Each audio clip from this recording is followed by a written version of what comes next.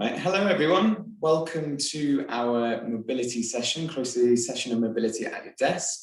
My name's Jamie, I'm the Health, Fitness and Wellbeing Advisor, and today I'm going to take you through some mobility and some stretches you can do at your desk to help reduce the sort of neck pain that we get associated with sitting for long periods of time, being a keyboard warriors and just sitting there. We don't really use our necks and the muscles to their full potential. And sometimes that can relate to a bit of stiffness, and we just need to generate a bit of warmth, a bit of blood flow to those areas and get them to stretch out nicely.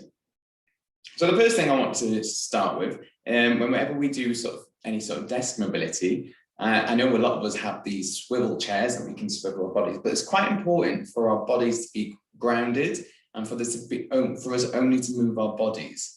And so we're at a fixed point. So that's the first thing. If you can, try and sit on like a dining room chair or a normal chair in order to do these. If you do have a computer chair, it's not the best thing to use.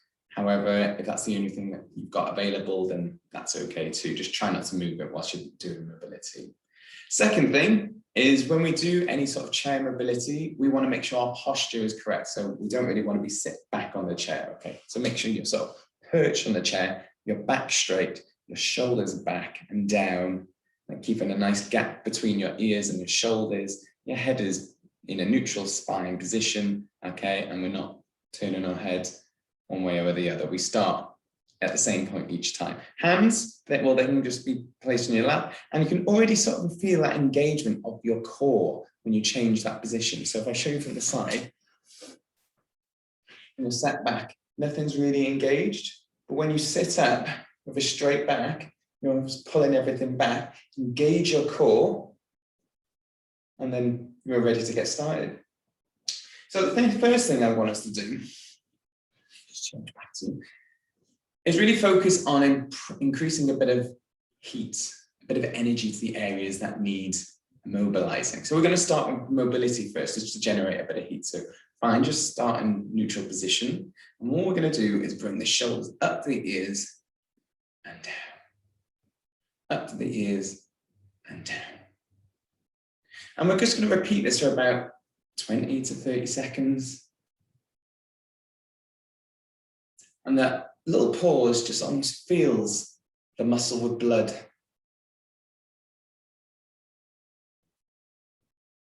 And then we're getting warmer each time we do it. That's it. So each time, squeeze a little bit higher and make sure that the shoulders just fall back into that neutral position. You might feel a couple of crunches to begin with. That's okay. Okay, and then we're just going to develop that into what we call a chest spread. Okay, so we're going to start with our arms pulled back, and it's important not to fall back in the posture. We keep it nice upright, core engaged, and then we bring it up, and then we bring them down. Each time, squeeze your shoulder blades together. Now, some of you are probably going to have better mobility than I am doing this.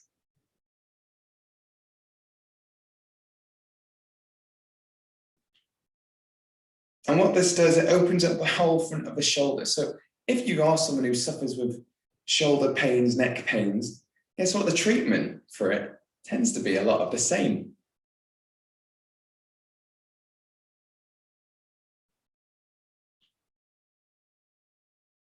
So all your deltoids, your latissimus dorsi, your pectoris major, pec minor, all your rotator cuffs, they're going to be nicely warm.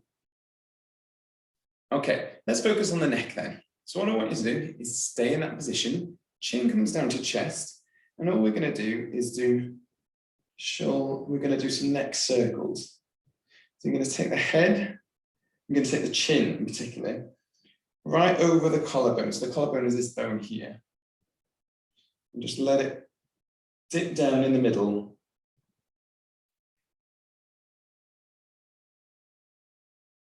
Each time we come to the end, lift the head a little bit more. And as long as you can feel the tension points at each side.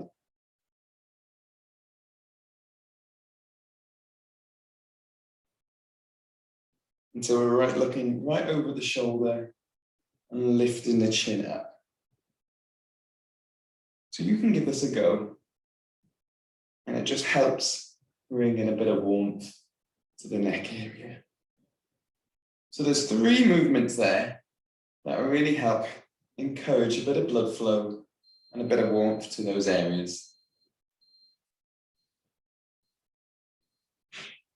And then we come back to the middle and then lift the head up. Brilliant. Okay, so we're going to move on to some stretches now. Now, stretches are a little bit different to mobility. Mobility is to increase blood flow to the area, gets warmed up. Whereas stretches, we're looking to increase the length of the muscle, or we're just trying to bring it back to its normal resting length. So to do this, we're going to start with washing your hair. Okay, it's called that because of the way the hands placements. Okay, so you're going to bring the hands behind the head and just pull down. Okay, if you don't want to bring it behind the neck, you can place them just at the top here. Bring the chin down towards the chest, and then we're just going to hold it in that position. So we're looking to hold these for around about 10 to 15 seconds. And then bring the hands behind the neck and support the head as we tilt the head back. So we wash our hair forwards and then we wash our hair back. Depends what you like in the shower, I suppose. So the hands behind the neck just offer a little bit of extra support. Right, bring the chin back down. Let's do that again. So these stretches you want to do 2 or 3 times in a row.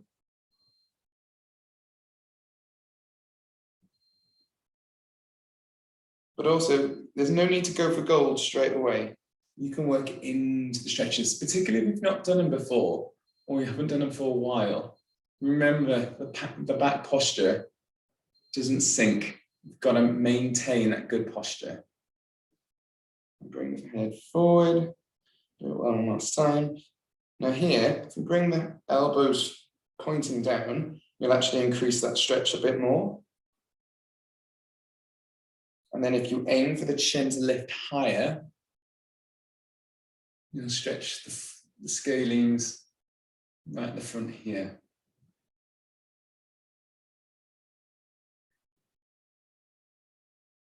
Okay. And bring it back. So next thing we're going to do is stretch the side of the neck as well, because it's not, sometimes it's just one side that's a bit more stiff than the other. So for this, you're going to put your hands underneath your chair, okay, and lock your shoulders down. So shoulders back and down, so there's no movement here. And all we can do is draw your ear down to the shoulder. And you should feel the stretch on the opposite side. Now, if you don't hold down, the tendency is almost this, and you imbalance the stretch.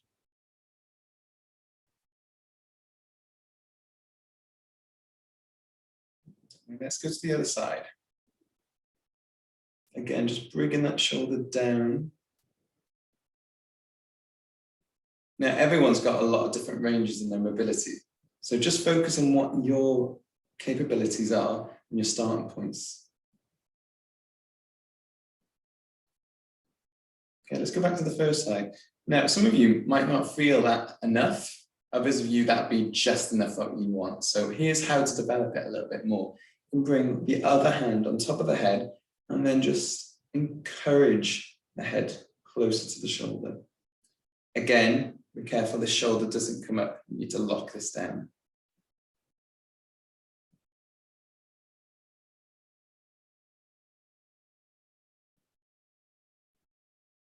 Good. And then just release the hand, swap over. And we're just going to take the head over and use the opposite hand.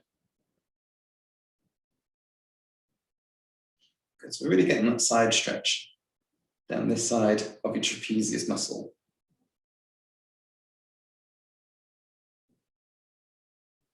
If you want, you could even add a little twist to really engage and elevate the scapular muscle.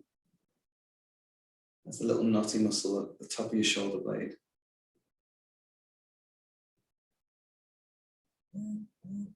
Okay, bring it back up. Now, the neck is it's related to the shoulders an awful lot. So as well as stretching out here, we also need to make sure we stretch out the front of the shoulders, because typical desk behavior and staying in one position for too long can result in what we call upper cross syndrome. And what happens is that the front of the shoulders get tight, the back of the shoulders, well, they get more extended. The front of the neck, well, that gets tight. And then, sorry, the back of the neck gets tight, and then the front of the neck gets overextended. So it ended up with the extension here and at the back, and tightness here and here.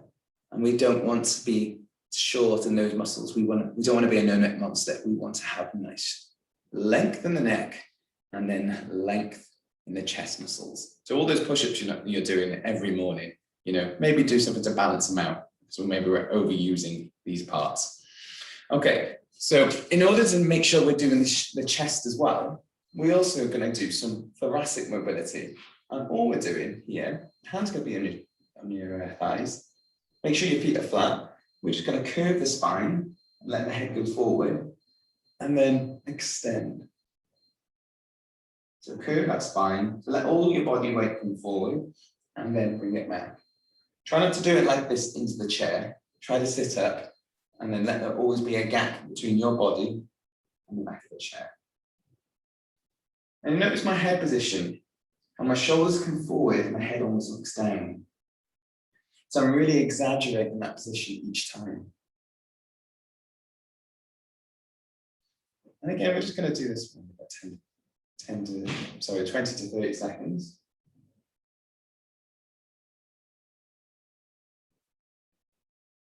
And then we're going to stretch out the front of the shoulder. So the way we do this, we take our hands behind, we engage, we pull back, and then we want our shoulder blades to kiss. So to do that, we've got to rotate the shoulder back.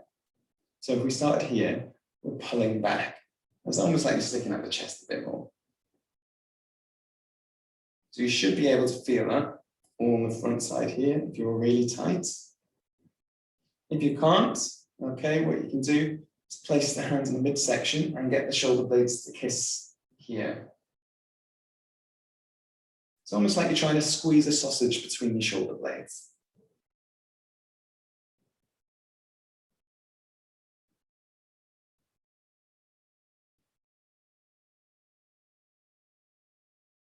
And sometimes aches and pains can develop around the borders of the shoulder blades. And sometimes it's nice just to give yourself a big hug to separate those out. You notice how I'm curving my back here? That's okay. Because it really just allows the shoulder blades to fully move apart. Okay, so the last thing we're going to do, I know we've got through them already, we're just going to stretch out the chest a little bit. And so very similar to what we did in the warm-up. Going to bring the arms back. So plates, like a waitress hands or waiter hands, however you want to call it. Okay, squeeze your shoulder blades together so the foot, pectoralis major muscle that comes right across, gets that full stretch.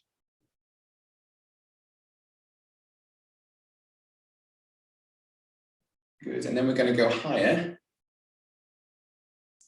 So palms of hands facing towards you, facing forward. And then you can come back low again. Sometimes I prefer to do it high and low. Whatever, you want to really feel the pinching point of where you're the most sore or the most tight. So don't let anyone else's body dictate where your tightness is. Okay. All right, so that's on desk mobility stretches. Other things I want you to think about is if you are getting pains and aches and you're not sure what to do, well, you need to think about moving more. Physical exercise, taking regular breaks, just getting away from that position will actually help encourage it and dissociate the pain from what you're feeling. So move a bit more, get the shoulders moving, go through those desk mobility exercises that I've just done, and that will help. Also think about your hydration. Okay, if you're not taking in enough water, if your urine is the wrong color, around all the fire stations, we've got the urine checker to see what color it should be. The lighter a color it is, the more hydrated you are. Because what happens when we're dehydrated, the blood moves around a bit more like syrup rather than water, and it takes a lot longer for that to transport any water around the body or any oxygen, any other nutrients. And it also dehydrates the skin, and the skin is massive. So if we're feeling dehydrated, the muscle's less likely to move, the fascia is less likely to move, the skin doesn't want to move as much. Also think about your sleep. Now, sleep's a really important one, especially for mobility, because you're more likely to feel stiff if you haven't had enough sleep. Also, if you're sat at a computer desk and you're feeling tired and you're working all day, 7-8 hours a day, without much movement, then you're going to be more affected by headaches, and also you're not going to be thinking of your posture as much. And it's all well and good to say, just sit up straight and hold that position. In reality, that's not always the case. And the more tired you are, the less likely you are to think about your posture. So sleep, posture, hydration, move more. Also, an option is what you could ask for is a stand-up desk. We do have some supply of stand-up desks still available. If you do want to try one, it means you get to stand up at your workstation instead of just sat down all day, and it means that you're more likely to engage your posture. So if you've got any questions, please get them on an email to fitness.wellbeing@northwalesfire.gov.wales, and we'll be more than happy to ask a question. Okay, thank you very much for today. Enjoy the rest of your week. I'll see you soon. Take care.